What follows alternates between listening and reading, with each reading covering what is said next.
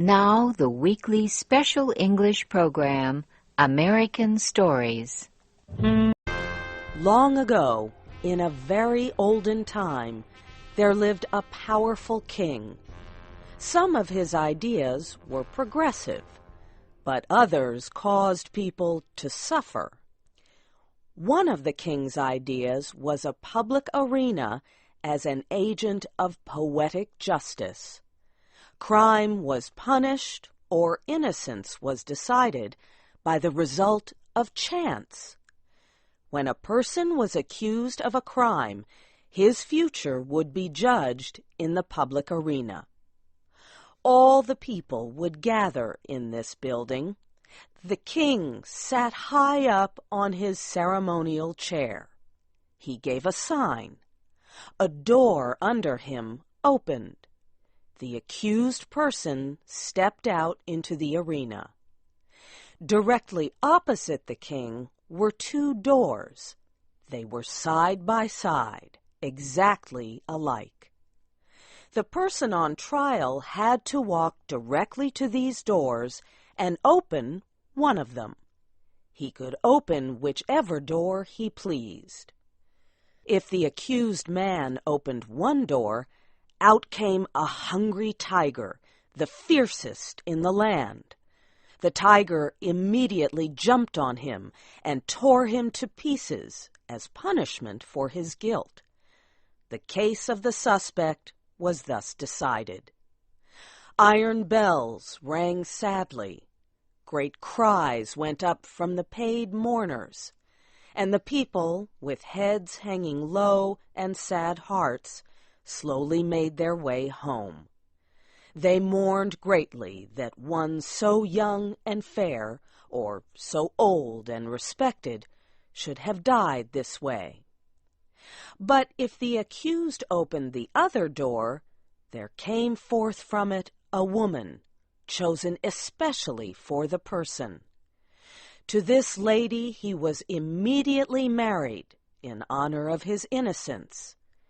It was not a problem that he might already have a wife and family, or that he might have chosen to marry another woman. The king permitted nothing to interfere with his great method of punishment and reward.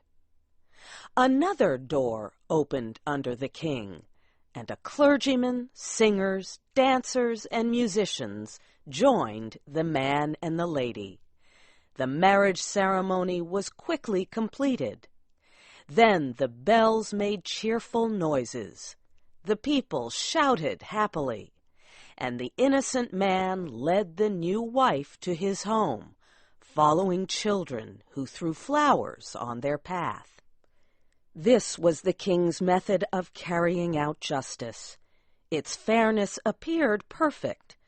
The accused person could not know which door was hiding the lady. He opened either as he pleased, without knowing whether, in the next minute, he was to be killed or married. Sometimes the fierce animal came out of one door, sometimes it came out of the other. This method was a popular one. When the people gathered together on one of the great trial days, they never knew whether they would see a bloody killing or a happy ending. So everyone was always interested. And the thinking part of the community would bring no charge of unfairness against this plan. Did not the accused person have the whole matter in his own hands?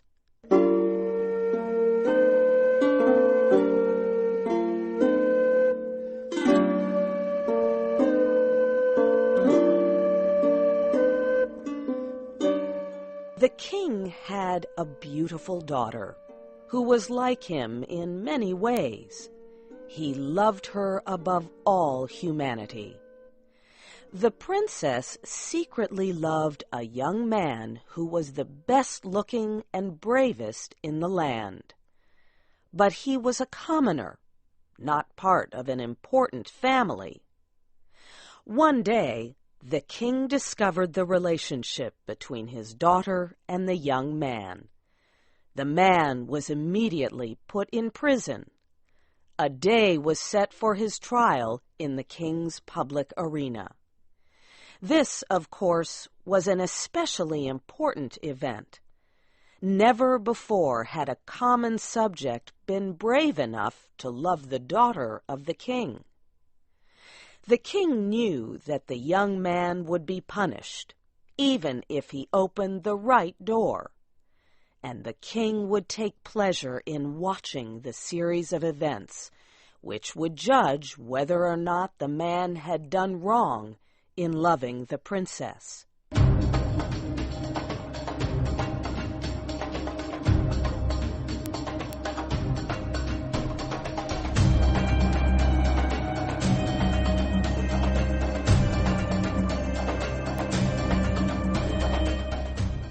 The day of the trial arrived. From far and near, the people gathered in the arena and outside its walls.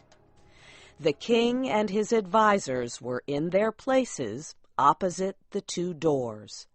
All was ready. The sign was given. The door under the king opened, and the lover of the princess entered the arena. Tall, beautiful, and fair, his appearance was met with a sound of approval and tension. Half the people had not known so perfect a young man lived among them. No wonder the princess loved him. What a terrible thing for him to be there.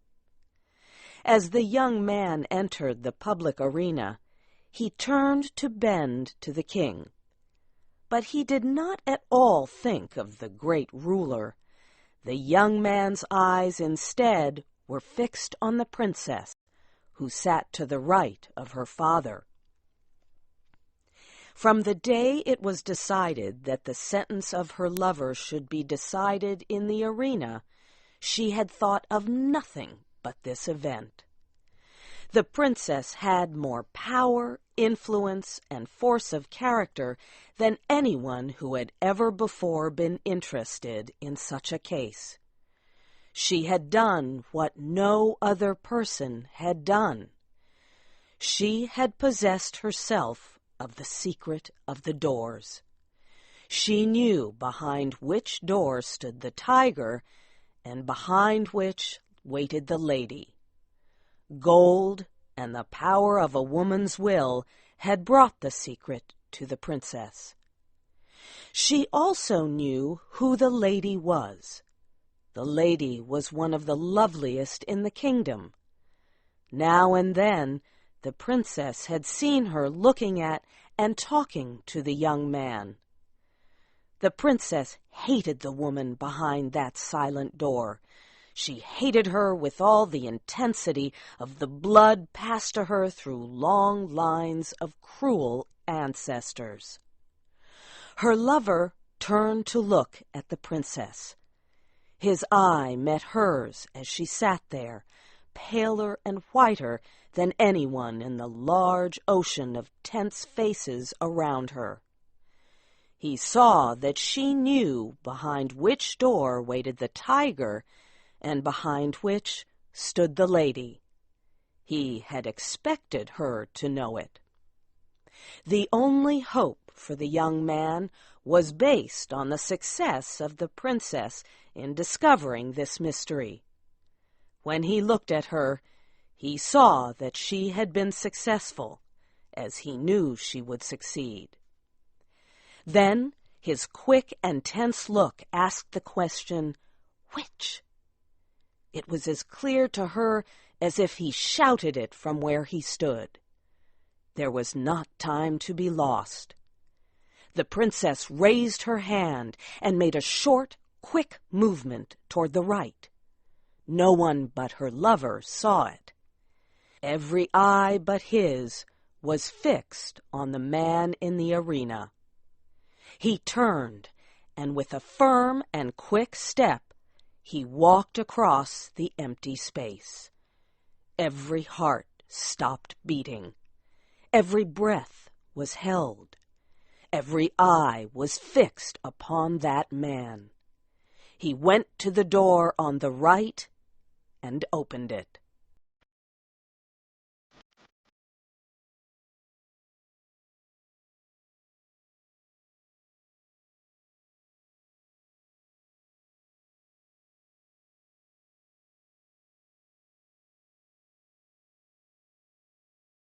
Now, the point of the story is this. Did the tiger come out of that door, or did the lady?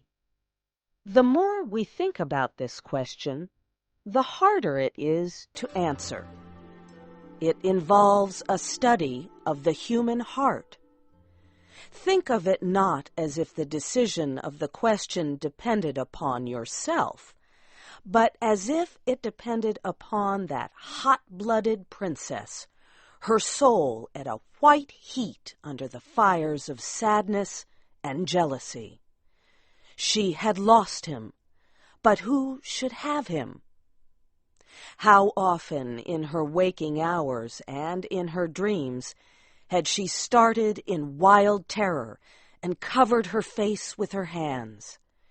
She thought of her lover opening the door on the other side of which waited the sharp teeth of the tiger. But how much oftener had she seen him open the other door? How she had ground her teeth and torn her hair when she had seen his happy face as he opened the door of the lady. How her soul had burned in pain when she had seen him run to meet that woman with her look of victory. When she had seen the two of them get married, and when she had seen them walk away together upon their path of flowers, followed by the happy shouts of the crowd, in which her one sad cry was lost. Would it not be better for him to die quickly and go to wait for her in that blessed place of the future? And yet, that tiger, those cries, that blood! Her decision had been shown quickly, but it had been made after days and nights of thought. She had known she would be asked, and she had decided what she would answer, and she had moved her hand to the right. The question of her decision is one not to be lightly considered, and it is not for me to set myself up as the one person able to answer it. And so I leave it with all of you. Which came out of the open door, the lady or the tiger?